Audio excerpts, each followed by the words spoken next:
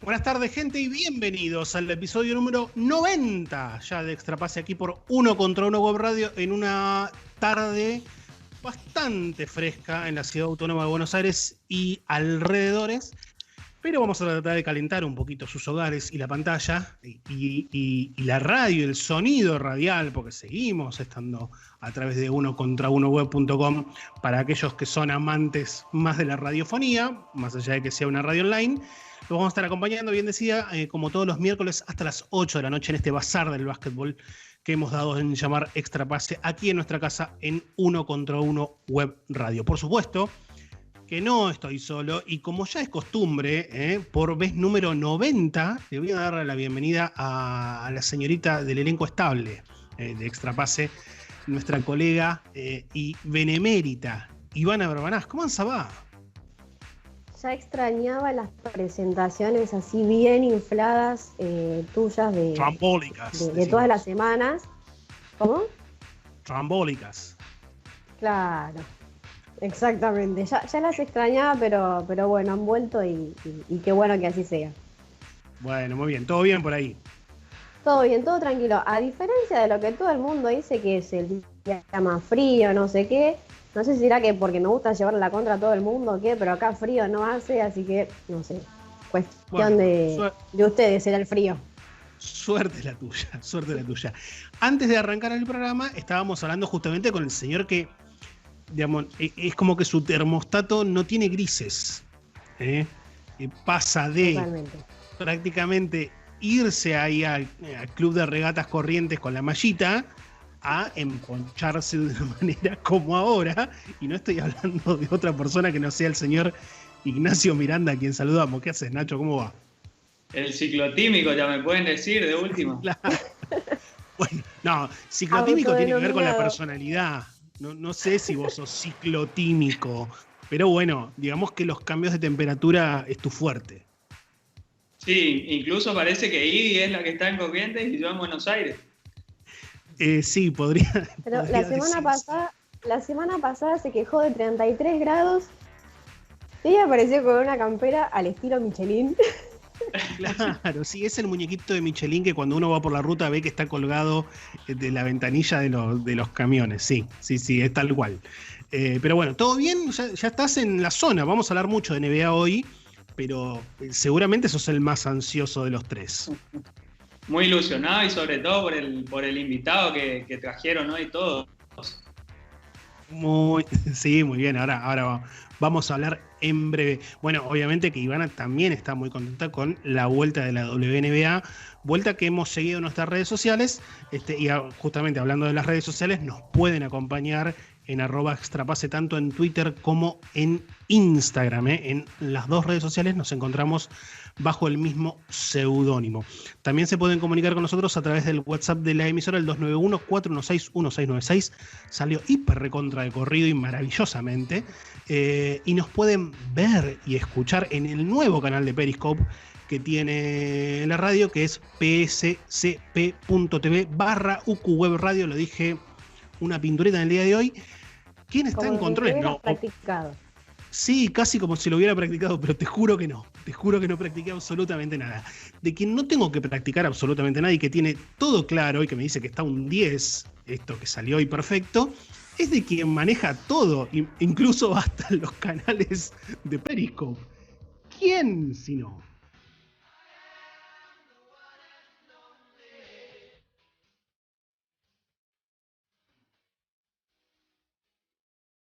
Por supuesto, el casi cumpleañero Leo Margo, que va a recibir su cumpleaños número 22 con la vuelta de la NBA. También, hablando de cumpleañeros, bien digo, le mandamos un abrazo muy, pero muy grande a nuestro colega, amigo, factotum, podría decirse de alguna manera, el señor Pablo Borsuski. Un abrazo grande, Pablito. Y esto lo voy a decir fuera de toda jocosidad, digamos, uno de los mejores tipos que uno puede encontrar en el medio. Así que la verdad que es un placer estar siempre cerca de Pablo y se merece que lo tengan tan bien saludado. Le mandamos también un abrazo grande a Fede Toral, que ya está aprendido, que nos dice que volvió Nacho Camper, sí, tranquilamente. ahí. Así que un abrazo grande a Fede. A los tres los estaremos viendo mañana en The Basketball Place, en esta misma pantalla o en esta misma radio, a partir de las 6 de la tarde. Vamos a escuchar un poquito de música. Esta canción que traje hoy, estoy muy 90 últimamente, me decían, che, pero esto es Dua Lipa. No, esto no es Dua Lipa. Dua Lipa sabe de dónde robar. Así que lo que vamos a escuchar es un himno de los 90, de esos One Hit Wonder que a mí me encantan. Vamos a escuchar un poquito a White Town y volvemos ya con el primer invitado del día de hoy. Dale. Extra Pase, el bazar del básquetbol.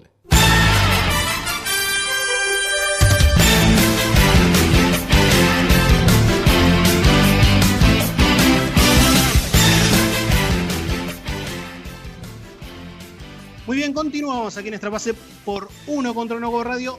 La cortina obviamente nos lleva a hablar de la NBA porque la vuelta de la NBA está a la vuelta de la esquina, a menos de 24 horas. Y para eso tenemos un invitado de lujo, alguien que le da y mucho contenido a través de la página de la NBA en Latinoamérica. Y lo saludamos, que ya está conectado, ya nos puede ver, escuchar y va a estar hablando un ratito con nosotros.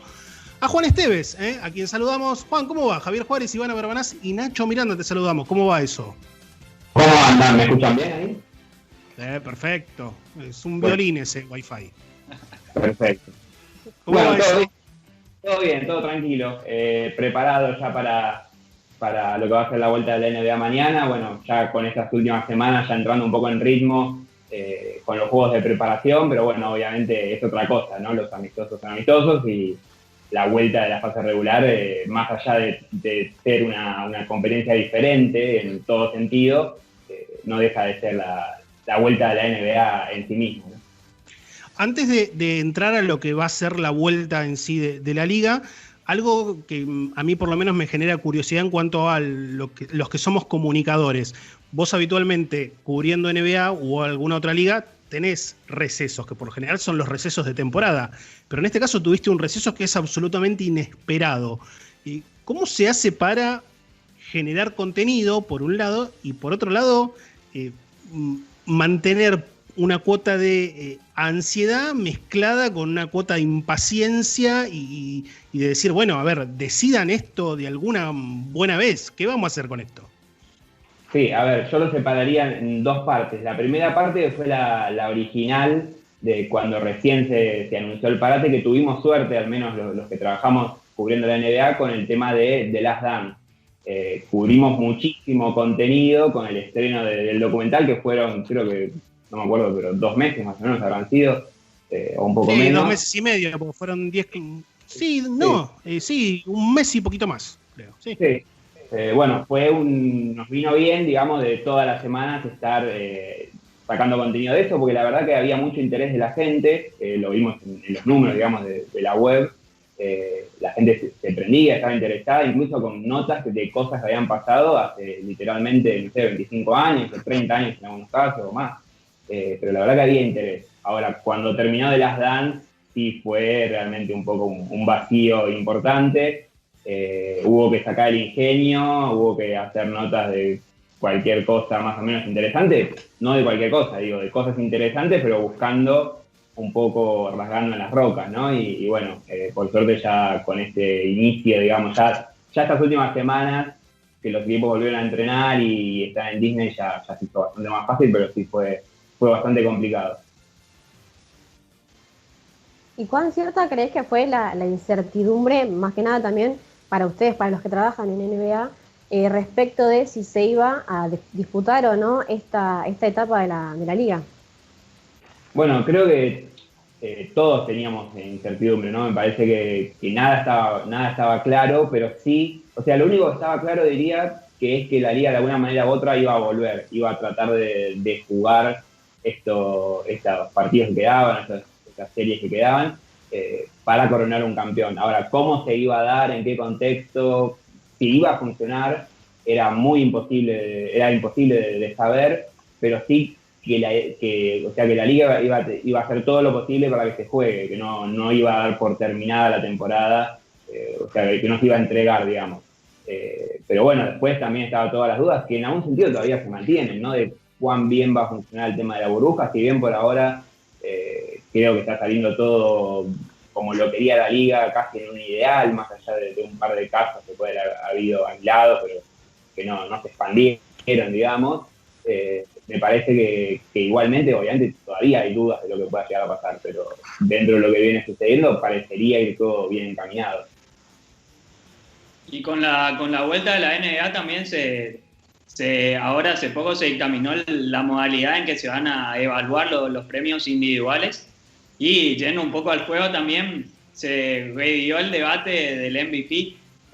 Dos preguntas. ¿Cuál crees que para vos tendría que ser el MVP, el justo MVP? Y después tu opinión personal de subjetivamente quién debería quedárselo o cuál es tu preferido. Yo creo que lo va a ganar, o sea, es la misma respuesta para los dos casos, ¿no? para las dos preguntas. Creo que lo va a ganar Giannis y creo que se lo merece Giannis. Y ni siquiera me parece que sea, o sea, ni siquiera me parece que haya mucho debate. Yo entiendo que hay un debate que se ha generado con lo de LeBron, pero la verdad que para mí, al analizar la temporada de uno y otro, es mucha la ventaja de Giannis, desde lo individual, pero también desde lo colectivo, porque si uno quiere comparar el plantel de Milwaukee, puede decir claramente que sí, creo que es inferior al de los Lakers, o sea, o en todo caso es similar. Y Milwaukee la realidad es que tiene mejor récord que los Lakers. O sea, después podemos discutir quién es mejor jugador y ahí yo creo que me quedo obviamente con LeBron para unos playoffs o bueno, para la hora de la verdad. Pero si solamente lo evaluamos por lo que ha pasado en esta fase regular, creo que Giannis ha rendido mejor individualmente y ha hecho que Milwaukee tenga un mejor récord y un mejor rendimiento que los Lakers. Le pido a Leo que vaya ponchando la primera placa que tenemos preparada, que no, la verdad no sigue en un orden muy definido que digamos, pero bueno, vamos a verla. Justamente hablamos de estos dos jugadores de Giannis Antetokounmpo, 29,6 puntos, 13,7 rebotes, 5,8 asistencias por juego, y LeBron James, 25,7, 7,9 rebotes y poco más de 10 asistencias de promedio por juego. En el caso de Giannis, y no sé cuál es tu opinión, es como que hay una duda generada, o que se generó, o se empezó a generar cierta duda, acerca de si hay una suerte de plan B, especialmente por lo que se observó de Giannis Antetokounmpo jugando para Grecia en la Copa del Mundo, en China. ¿Qué análisis haces y cómo crees que las defensas, visto y considerando ese muestreo que se pudo ver en China, pueden llegar a, de alguna manera, paliar, de repente no les va a lograr hacer 30 puntos, pero quizás jueguen a que les haga 20. ¿Cómo crees que lo pueden llegar a plantear en este receso, en esta vuelta, de la NBA a las canchas? Bueno, me parece que tuvimos dos evidencias muy claras en este último año, un poquito más de un año, de que Giannis es un jugador al que se lo puede contener, digamos, al menos. Que no es imparable como parece en la fase regular, cuando quizás la preparación de los partidos es mucho menor a la que puede llevar un mundial o una serie de playoffs. Las dos evidencias, bueno, lo que pasó en el mundial, como decías, y lo que pasó en la final de conferencia del año pasado contra Toronto, ¿no? Donde, está bien, tuvo enfrente a un defensor, quizás uno de los 5 mejores defensores experimentales de la historia, como es Kawhi, o por ahí debe andar, y ahora no lo va a tener, al menos en el este. Pero está claro que hay, digamos, un plan defensivo que obviamente es cerrar la pintura, generar doble marcas que obliga a Milwaukee quizás buscar a otros jugadores que no están tan aptos para tomar tiros importantes. Y bueno, ahí todavía tiene que haber una respuesta importante, Giannis. La verdad que todavía no la ha dado, o sea, en los playoffs no la ha dado, jugando para Grecia no la ha dado. No quiere decir que no la vaya a dar este año, pero bueno, es una duda que todos tenemos, ¿no? Y por eso decía también que si tengo que elegir un jugador para los playoffs, me quedo obviamente con LeBron. Pero bueno, lo del MVP va por otro lado. Y justamente, ¿cuánto crees que puede llegar a influir su actuación en la postemporada para la elección como posible candidato al MVP? No debería influir porque tengo entendido que se vota ahora, o sea, votan ahora los periodistas encargados antes de la postemporada, entonces no debería influir, pero bueno, después le quedará a Giannis ganar el MVP de las finales, ¿no? Que es el que más le debe importar después de haber ganado ya el MVP del año pasado y todo apunta a que va a ganar también el de este año. Y yendo un poco también a lo que es Conferencia Oeste, está claro que Lakers y Clippers van a ser los equipos que terminen no disputando las finales, pero sí por lo menos llegando a semifinales. ¿Qué crees que puede pasar con ellos? Un punto que incluso te había mostrado en el drive era el aporte de la banca de los Lakers, que sobre todo ahora con la baja de Rondo puede complicarse la cosa, y si puede llegar a beneficiar eso a los Clippers, que tienen un banco mucho más productivo. Sí, a ver, me parece que la duda con respecto al banco de suplentes de los Lakers la tenemos, o la teníamos, o la seguimos teniendo todos, porque la verdad que todavía no han empezado los partidos oficiales, pero sí hay que decir que en estos juegos de preparación, la verdad que las incorporaciones que tuvieron rindieron bastante más de lo que al menos yo esperaba. O sea, Dion Waiters me parece un jugador bastante flojo, no me gusta para nada, pero hay que decir que rindió bien, lo mismo que J.R. Smith, que sí me gusta un poquito más, pero bueno, llevaba ya 1 año y medio sin jugar, y la verdad que los dos lucieron bastante bien en el rol que les tocó en los amistosos.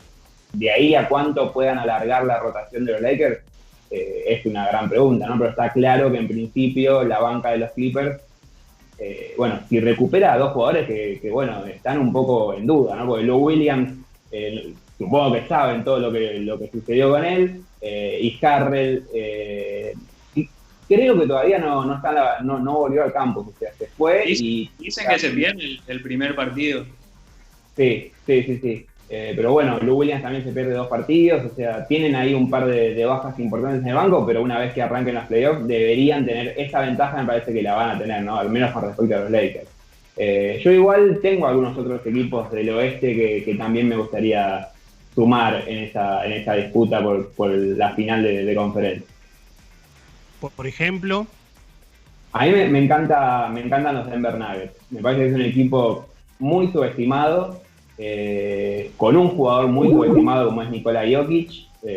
Creo que se hace mucho foco en los defectos de él, el tema físico y demás, o que no es un gran anotador, si se quiere, o al menos no es un anotador tradicional. Pero sin embargo creo que hoy es uno de los 5 mejores jugadores de la NBA, de los que están disponibles en este momento, y me parece que Denver tiene un par de ventajas. Una es que tienen un gran funcionamiento colectivo, que se conocen muchísimo entre ellos, ya llevan jugando varias temporadas casi con el mismo quinteto titular, y funciona realmente muy bien. La temporada pasada llegaron a semis del oeste, y me parece que este año están no sé si para ganarle una serie a los Lakers o a los Clippers, pero no lo descartaría. O sea, siento que muchas veces se da por sentado que los Lakers y los Clippers van a ser los finalistas y que de ahí va a salir quizás el campeón probablemente. Y me gustaría ponerle un porotito ahí a los Nuggets como ese equipo que pueden dar la sorpresa. Básicamente porque estoy completamente enamorado de Nikola Jokic. Somos varios. Le pido a Leo que me ponche ahora la segunda placa, algo de lo cual también hablaba Nacho antes, que es, bueno, algunos 3 numeritos básicamente de los Lakers, que obviamente es el primer equipo en la conferencia este con 49-14, es el récord. Los minutos de LeBron James están más o menos balanceados. Me parece que si había una expectativa de que LeBron James no desgastara por demás el físico, se ha cumplido hasta ahora, porque viene con un promedio de solo 30 minutos. Y lo que sí tiene, me parece ahí un punto a mejorar, son los puntos de la banca, aunque el banco también de Lakers ha cambiado, desde el corte de la NBA ahora. Está promediando casi 39 puntos. Vamos a la tercera placa. Le pido a Leo que hablaba también de los Clippers, ¿bien? Segundos en la conferencia oeste con 44 ganados, 20 perdidos. Ahí están los números de Kawhi Leonard y de Paul George. 26,9, 7,3, 5 asistencias para Leonard. 21, 5,7 y casi 4 pases gol para Paul George. Tiene un tema los Clippers y que me parece que de alguna manera también los ha beneficiado. Es decir, 33 de los 64 juegos se perdieron entre ambos. El equipo, en definitiva, y más allá de algunas ausencias, y como se muestra ahí, Doc Rivers usó 29 formaciones distintas, la realidad es que ha funcionado, digamos, y ha mantenido la seriedad o la química de conjunto al margen de las ausencias. Sí, totalmente. Bueno, tuvieron muy pocos partidos con todo el equipo completo, ¿no? Más allá de las estrellas que se perdieron, realmente creo que todavía no vimos a la mejor versión de los Clippers y en algún sentido creo que debe asustar al resto de la liga que esta no mejor versión ya sea un equipo que está segundo en el oeste, que le ha ganado varios partidos, 2 de 3 partidos a los Lakers. Me parece que todavía no vimos el máximo potencial del equipo y aún así es un gran equipo. Yo creo que tienen el techo más alto de los 30, bueno, de los 22 equipos que quedan. O sea, la mejor versión de ellos creo que es la mejor de cualquiera, que es la más alta que puede alcanzar cualquier equipo. Después, bueno, va a depender un poco también del tema físico, ¿no? Yo creo que van a necesitar a todo el equipo completo en estos playoffs para poder ganar a los Lakers o a los Nuggets, a uno de esos otros equipos fuertes.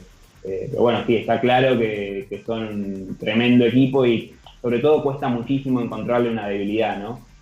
Creo que si uno piensa en cuál es el punto débil de los Clippers, sacando lo que puede ser el físico, que la verdad que es algo bastante subjetivo porque le puede pasar a cualquiera, creo que no hay una faceta del juego en el cual digas, bueno, acá le podés ganar los partidos, ¿no? Creo que son de lo más redondo en ese sentido. Sí, yo creo que en esta como comparativa que hacemos entre Clippers y Lakers, claramente el punto más a favor que tienen los Clippers es el tema de la banca, ¿no? Justamente porque quizá en esta contraposición que hacemos con los Lakers, que los Lakers son tan dependientes en algunos momentos de LeBron, en el caso de los Clippers no es así, es un equipo mucho más, por así decir, más funcional a los jugadores que ponen en la cancha, no tan dependiente de sus figuras principales, justamente teniendo en cuenta también los partidos de pretemporada que tuvo Kawhi Leonard, ¿no? Más allá de que de todas formas sabemos que lo de él casi siempre es como gradual, ¿no? Como que va de a poco evolucionando un poco más en lo que es su rendimiento y sus números personales. Sí, justo ayer analizaba un poquito esos números y la verdad que todas las pretemporadas de Kawhi, o al menos las últimas, fueron muy malas, tirando por debajo del 30%, realmente luciendo mal. Y bueno, mi pregunta era si este mal rendimiento que tuvo justamente ahora en esta pretemporada podía significar algo, ¿no? De cara a la vuelta. Y la realidad es que si nos guiamos por los antecedentes parecería que no, porque el tipo la verdad que siempre tiene estos malos rendimientos, pero sí es verdad que como que va tomando ritmo con el correr de la temporada, ¿no? Él siempre en los primeros meses tiene rendimientos más bajos y después a partir de febrero, marzo y abril ya se ve la mejor versión y ni hablar en playoffs. La gran pregunta es si podrá pasar, ¿no? de 0 a 100 en tan poco tiempo, ¿no? Si veremos realmente tan rápido al mejor Kawhi o no. Pero bueno, sí es verdad que me parece que un problema potencial importante que tienen los Lakers es la sobredependencia de LeBron, ¿no? Yo dudo de los otros jugadores del equipo a la hora de la verdad quién va a sacar la cara, ¿no? Creo que Anthony Davis en teoría es ese jugador, pero todavía no lo ha demostrado, básicamente porque no ha jugado en equipos competitivos. Y en el resto del plantel, yo al menos la verdad que no confío casi nada. Confío en Danny Green, confío en Alex Caruso, básicamente, pero en el resto no le tengo mucha fe. Y sacando lo que es Milwaukee, ¿cómo es a la conferencia oeste? Porque Toronto es de los candidatos del este que más bien lució, como siempre, por la continuidad que tiene, pero Boston dejó algunas dudas. Indiana habría que ver también qué pasa con Oladipo. ¿Cómo viste esa conferencia? Bueno, no quiero quemarlos por ser mi equipo favorito, pero si tengo que elegir un equipo al que veo, antes hablaba de los Clippers con el tema del techo, ¿no? Del potencial que tiene en su mejor versión. Y me parece que otro equipo que está ahí para tener ese techo tan alto son los Philadelphia 76ers. Creo que cuando juegan bien y cuando se ve la mejor versión, que lamentablemente para mí se ve muy poco, generalmente se ve una versión bastante más floja, pero tienen adentro suyo, adentro del equipo está ese potencial para ser incluso un equipo campeón. Y creo que los otros rivales del este, no sé si hay alguno que tenga ese potencial, la verdad. Toronto, Boston, Miami, son muy buenos equipos, pero me parece que no le podrían ganar una serie a 7 partidos a Milwaukee. Quizás Toronto es el que veo con más posibilidades, pero la verdad que tampoco estaría seguro. y Boston y Miami directamente los descartaría. Pero bueno, sí sumo a Filadelfia, cruzando los dedos de que se alineen todos los planetas y de una vez por todas Embiid y Simmons se aprendan a jugar juntos.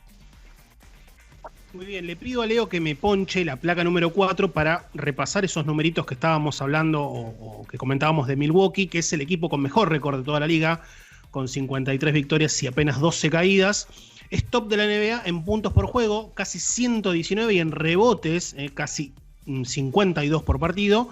El tercero en bloqueos y el cuarto en triples totales, con lo cual es un equipo que evidentemente, y bueno, está más que claro, al margen de lo que aporta Antetokounmpo, hace muy bien su tarea de equipo, bien, llena varios casilleros, especialmente en ataque. A mí por lo menos me genera mucha expectativa ver cuál es el equipo que, más allá de que todos van a estar en igualdad de condiciones, cuál es el equipo que de repente puede llegar a adaptar mejor al hecho de jugar sin público. Es algo bastante particular, no se da ni siquiera en pretemporada. ¿Vos tenés algún tipo de preferencia o de análisis hecho con relación a jugar dentro de esta situación particular? Sí, no sé, o sea, no estoy convencido de que vaya a ser beneficioso para este equipo, pero me gustaría mencionar el tema de Houston, ¿no? Que ha tenido en estos años muchos partidos en los cuales se quedaron cortos, digamos, partidos importantes en los que sufrieron de local. Me acuerdo un par de series contra Golden State, contra San Antonio, sobre todo a Harden. Me parece que es un tipo al que le ha pesado mucho esta responsabilidad de tener que jugar de local contra su público y tener la presión de ser candidato. Inclusive el partido de los 27 triples seguidos cerrados, por ejemplo. Bueno, ese es el partido testigo, ¿no? Y también en esa serie estaban 3-2 arriba, o sea, la verdad que si hay un jugador que me parece que ha sufrido esa presión es Harden, y me gustaría ver cómo responde en este nuevo contexto. Pero bueno, Houston también es un caso, creo que completamente atípico y diferente por lo que han decidido hacer, ¿no? en este cierre.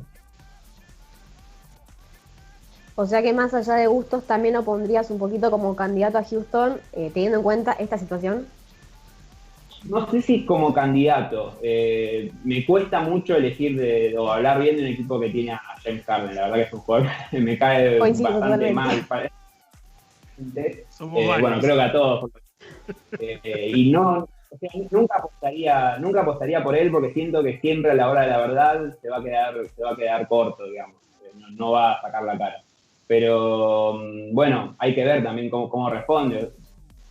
O sea, la realidad es que por más que lo critiquemos mucho, ese año contra los Warriors estaban 3-2 arriba y se lesionó Chris Paul y quizás hubieran salido campeones si ganaban algún partido más. Entonces tampoco es que siempre estuvieron tan lejos. Pero bueno, no sé cómo esa apuesta del small ball sin pivot, sin a la pivot básicamente, creo que a la larga les va a generar un desgaste físico tremendo. No imagino cómo podrían ganar una serie a los Lakers de Anthony Davis o a los Clippers con Harrell. Creo que les van a hacer un agujero en la pintura. Y justo hablando de eso, también en The Basketball Place que hacen Leo, Fe, Toral y Orsu, hablaban del rol del pivot en la actualidad. ¿Cómo es esa situación? ¿Crees que es necesario tener un pivot no dominante, pero por lo menos que pueda hacer la continuidad de la jugada, los bloqueos, la defensa? ¿Crees que es fundamental para llegar a tener aspiraciones por el título o no? Sí, o sea, creo que siempre es importante, pero ha perdido claramente relevancia con respecto a años anteriores, ¿no? Eso es indudable. Y hoy me parece que, bueno, ya se ha dicho miles de veces, ¿no? Que el tema del poste bajo de a poco va quedando en desuso en la liga, y por eso toda esta cuestión de las estadísticas analíticas se descubrió que era una jugada bastante poco eficiente, digamos, en comparación con otras, y se ha buscado cambiar el rol. Pero bueno, creo que es como todas las posiciones. El pivot sigue teniendo muchísima importancia, pero sí ha cambiado que no se necesita un pivot de poste bajo, sino que hoy me parece que lo más importante que tiene que tener un 5, primero es defender, ser un excelente jugador defensivo y proteger el aro. Y segundo, bueno, al estilo, no necesariamente como él, ¿no? Pero al estilo Clint Capela, ¿no? De poner cortinas y y volcar todo lo que está cerca de la pintura, y bueno, en algunos casos incluso ser buenos tripleros como por Porzingis, pero sí ha perdido, o sea, creo que ningún equipo hoy tiene como foco a su pivot, sacando a los Nuggets, pero Jokic es un caso un poco diferente, no es un pivot barra base. Bien, como para ir cerrando, Juan, y desde ya agradeciéndote el tiempo para con nosotros, a ver, candidatos, en definitiva, por lo menos la final que a vos te gustaría y la final que crees que se va a dar. A ver, la que me gustaría, bueno, obviamente Filadelfia por el este, que es relativamente... Voy a elegir dentro de la que me gustaría algo posible, ¿no? Porque también soy bastante fanático de los Blazers, pero no los veo. O sea, me gustaría Filadelfia por el este y probablemente los Clippers, a ver si puede haber revancha contra Kawhi después de lo que pasó con Toronto el año pasado. Y la que creo que se va a dar en el este, me parece que va a terminar siendo Milwaukee, más allá de lo que hablamos de las dudas de Giannis. Veo una diferencia con el resto, al menos en el promedio del rendimiento del equipo. Y por el oeste está muy difícil, pero me voy a inclinar por los Lakers, básicamente por LeBron. Bueno, Muy y también bien. si hablamos de candidatos, si crees que alguno puede llegar a dar la sorpresa.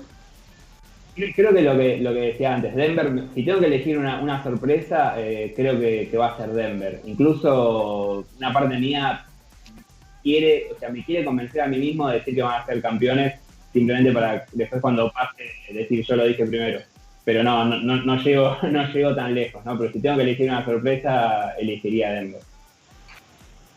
Muy bien, muy bien. Vamos con un equipo muy alto y sin tiradores. Yo estoy en esa. Estoy en esa tesitura, Perfecto. claramente.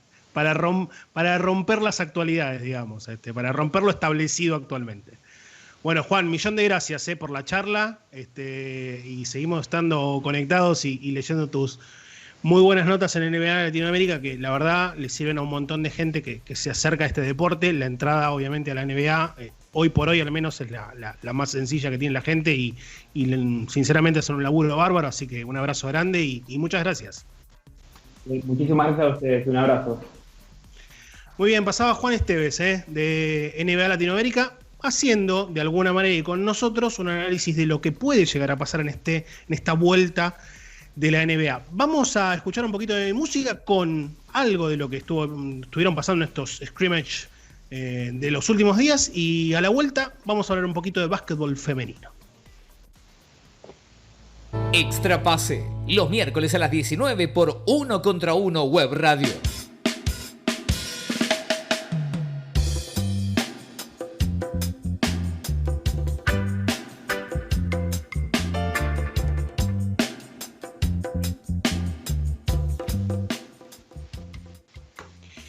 Muy bien, continuamos aquí en Extra Pase por 1 contra 1 Web Radio y ya la tenemos enganchada, prácticamente una columnista de la radio, del programa, de todos lados.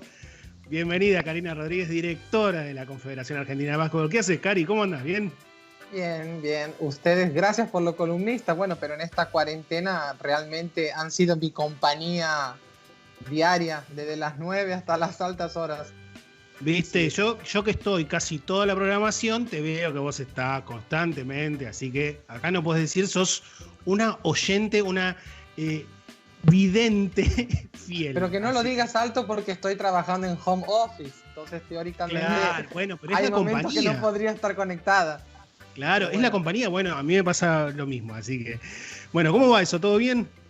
Bien, una semana productiva, una semana que finalmente se muestra positiva después de tantos meses de inestabilidad que tuvimos, y realmente comienza a aparecer el trabajo que estamos haciendo desde la Confederación, un trabajo comandado por Andrés, el gringo, durante muchos meses vía Zoom, varias horas y horas de Zoom, pero creo que esta semana estamos comenzando a tener frutos, a poder comunicar los frutos de ese trabajo. Muy bien, vamos a tocar un par de temas, pero inicialmente te hemos convocado para hablar de el anuncio que se hizo ayer de las escuelas deportivas argentinas. Vamos a tratar de bajar a nivel a la raso. base de la pirámide. Exactamente. Digo, si le tenés que explicar a alguien, a un papá, por ejemplo, que tiene una nena de, como en mi caso, 7 años, ¿qué es una escuela deportiva argentina? ¿Cómo lo denominás y de qué se trata? Bueno, realmente nosotros entendemos que el básquet es como un proyecto, una pirámide, donde la base de la pirámide debe ser la masificación. Eso lo hablamos siempre con Fabián. Tiene que ser la masificación y bueno, inicialmente junto a la Secretaría de Deportes de la Nación, iniciamos este trabajo que ya existía hace varios años, pero la CAP optaba por esas 46 escuelas en todo el territorio nacional para el masculino. Por primera vez, esas 46 escuelas son del femenino, que son de Tierra del Fuego a Jujuy, pero las provincias grandes a nivel de básquet con más recursos no tienen esas escuelas. En esas provincias habrá otro tipo de actividades. Entonces, hoy ya estamos hace 2 meses preparando nuestros profes a nivel Zoom por todo el país. Carlos Gómez lo hace muy, muy bien. Entonces, por primera vez, 2.000 nenas tendrán la oportunidad de aprender básquetbol en sus ciudades con toda la estructura de la CAP, de la Secretaría de Deportes, en lugares que era inesperado, imposible pensar que el básquet femenino podría llegar. Cari, te pregunto si el trabajo de las escuelas deportivas será en conjunto con las federaciones de cada una de las provincias o será de manera autónoma. No, es en común, es un trabajo en conjunto con las federaciones, supervisionado por la CAP. Ayer me agradó muchísimo la presencia de Meli, Chagas, Buri, Sol Castro, o sea, es un trabajo que las jugadoras también apoyan, eso es importante. Visitaremos junto con el staff, hoy lo hablaba con el staff, que vamos a visitar esto presencialmente, entonces es algo que me agrada muchísimo. O sea, la gente piensa que solamente la CAP es la puntita de la pirámide, la selección mayor, pero nosotros estamos trabajando en 3 o 4 camadas, base, medio y lógicamente en la selección mayor.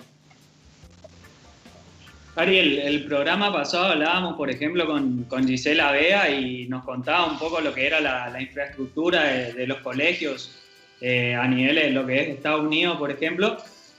¿Cómo puede ser eso en un largo plazo parecido a lo que se está queriendo aplicar acá con las escuelas deportivas?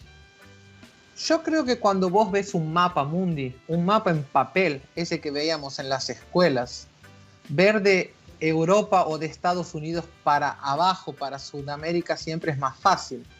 Entonces yo creo que comparar lo que pasa en Estados Unidos o comparar lo que pasa en Europa es un poco, que no me parece correcto por varios motivos, que sería una charla muy larga. Yo creo que el desarrollo y la masificación del básquet indefectiblemente pasa por las escuelas, porque vos ya tenés a los niños y a las niñas en las escuelas, es mucho más fácil que salir captando en un club.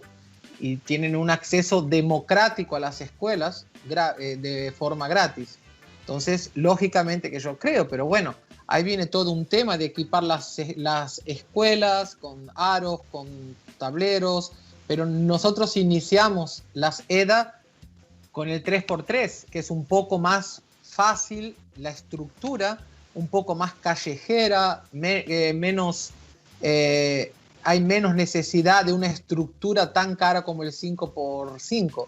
Lógicamente que yo espero, y lo hablaba Fabián ayer en la rueda de prensa o en el lanzamiento, es que esto con el tiempo más sponsors, más provincias, más pueblos, ciudades van a querer abrazar esto. Hoy la realidad es que el deporte para mujeres es una realidad en toda la Argentina. Y bueno, y la CAP, como digo antes, inéditamente, únicamente, extraordinariamente, por primera vez considera y pide a Secretaría de Deportes, y fue autorizada por Inés, a que sean estrictamente para nenas. Cari, en el tiempo que vos venís trabajando en CAB, bien, que si no me equivoco son cerca de 2 años, después de todo el tiempo que estuviste en Brasil, volviste aquí a la Argentina y ya empezaste a trabajar en la CAB. Evidentemente las chicas, especialmente las más chiquitas, se deciden jugar de repente a otros deportes, si el básquet se ha quedado relegado. ¿A dónde es que vos creés que hay que hacer más foco o por qué considerás, de acuerdo a lo visto, que de repente las nenas eligen otros deportes y no el básquetbol? ¿Es por una cuestión de infraestructura? ¿Es por una cuestión de promoción? ¿No se promociona correctamente? Y cuando hablo de promoción, me incluyo. Sí. ¿Dónde crees que está la mayor falencia o aquello en lo cual se puede mejorar más? Yo creo que es un conjunto de cuestiones. Una es que nosotros no teníamos hasta hace poco tiempo ídolos en el deporte. Hoy las nenas sí siguen a Meli Greter, a Flor Chagas, a Burani, a la Pepo, un montón de jugadoras que tenemos por el mundo porque las redes sociales nos permiten eso. Luego tenemos muy pocos horarios en los clubes. Los clubes tenemos pocos clubes con cancha y por una cuestión histórica la mayoría y los mejores horarios eran del masculino. Y por tercero, realmente lo que vos decís es correcto. En una encuesta nacional del año pasado, el básquet femenino está como 7ª opción de las nenas. Antes está el patín, hockey, vóley, tenis, handball, o sea, entonces es un trabajo. Yo creo que el primer paso fue dado. Creo que confío que en ese conjunto de acciones ahora con la liga y el femenino y la CAP se puedan que poner juegos del femenino antes del masculino y la nena que vaya a ver a su hermano o a su papá se entusiasme y quiera jugar. Yo creo que hoy estamos a nivel de selección en un momento de desarrollo interno complicado, tenemos que hacer un gran trabajo. Al mismo tiempo sorprende quien lo ve de afuera que tengamos casi 30 jugadoras en el exterior y ahora ya invadiendo también Estados Unidos en la División 1, en la División 2. Entonces también no me preocupa tanto una masificación absurda sin calidad. O sea, nosotros tenemos que buscar una masificación con calidad. Tal vez no tener 50, 60 mil, 70 mil jugadoras y que solo jueguen de forma recreativa. Me parece bárbaro que a nivel recreativo el básquet sea una opción y creo que el mini básquet, ahora que la CAP lo determina que sea de forma mixta, nos va a ayudar muchísimo, pero creo que es un conjunto de acciones que hay que hacerlas y creo que ayer ya dimos el primer paso. Y en referencia al proyecto, ¿cuándo crees que podría ponerse en marcha, entendiendo el contexto actual? Y eso va a ser que en cada provincia va a ser determinado. Hoy los profesores están listos para trabajar. Algunas provincias en las próximas semanas ya comenzarán con las actividades y ahí nosotros, como desde el primer día, vamos a depender de los reglamentos sanitarios que se hagan. Pero el proyecto ya está listo, como está listo toda la programación de la selección argentina mayor, U18, U17. Está todo listo. Esta semana ya se están nombrando varias personalidades que van a trabajar en nuestras actividades, pero dependemos de cómo esté esta cuestión del coronavirus. El día 17 de agosto el mundo juega un skill U17 de habilidades. El mundo es vía streaming. Y nosotros no tenemos dónde hacerlo porque en Buenos Aires no podemos, en las provincias es difícil, y teóricamente tanto en masculino como en chicos no disputemos el skill U17 a nivel mundial, que sería muy bueno a nivel de streaming, pero hoy es imposible pensar en mover por el país a 20, 30 nenes. Y lo que va a ser números, relevamiento, por ejemplo, ¿cómo lo van a ir llevando mes a mes, año a año? ¿Cómo va a ser eso? El revelamiento de las EDAs. Exacto. Nuestra idea es que hay buenos números en eso. Inicialmente que tener 80 entrenadores en Argentina que estén dispuestos a trabajar con básquet de mujeres ya es un gran paso. Antes no era una opción, un multiple choice, nadie elegía trabajar con el femenino. Hoy vos tenés 70 entrenadores que van a trabajar con las chicas. Nosotros esperamos el aumento de esos números inmediatamente. Eso es lógico, es un factor social. Cuando tu vecinita juega al básquet y le va bien y se divierte, llama a la amiguita, y que la amiguita llama a más dos, y de acá a poco un núcleo que era de 30 está de 60, y bueno, y eso es normal. Cuando comiencen los festivales, los campamentos, las visitas de las gigantes a esos núcleos, es lógico que eso aumenta inmediatamente. Hoy hablaba con un núcleo en Chaco, en una zona impenetrable en el Chaco, en una región, una escuelita que nunca pensó en tener una actividad CAP, y la va a tener, y las jugadoras le están mandando videos a las chicas y motivando. Entonces creo que es un gran paso, y el simple hecho que la CAP haya dado esa oportunidad que sea únicamente en el femenino es increíble. Cari, las últimas, por lo menos la última mía, y le dejo una más a los chicos. No te voy a poner en compromiso por el tema de los nombres con relación al nuevo cuerpo técnico de la mayor. Lo que sí te consulto son expectativas, porque sí, claramente es una nueva etapa de un grupo que viene, creo yo, anímicamente golpeado, de mínima. ¿Cuáles son las expectativas tuyas, más que como directora de la CAP, como aficionada y parte de la familia del básquetbol argentino? Bueno, yo creo que los nombres que dieron vuelta estos días, en casos que se concreticen, me encantan. Son personas que creo que están capacitadas para hacer un gran trabajo. Lógicamente que el femenino en la mayor viene golpeado de lo que fue Lima, pero bueno, las atletas y los atletas sabemos que hay que superarse.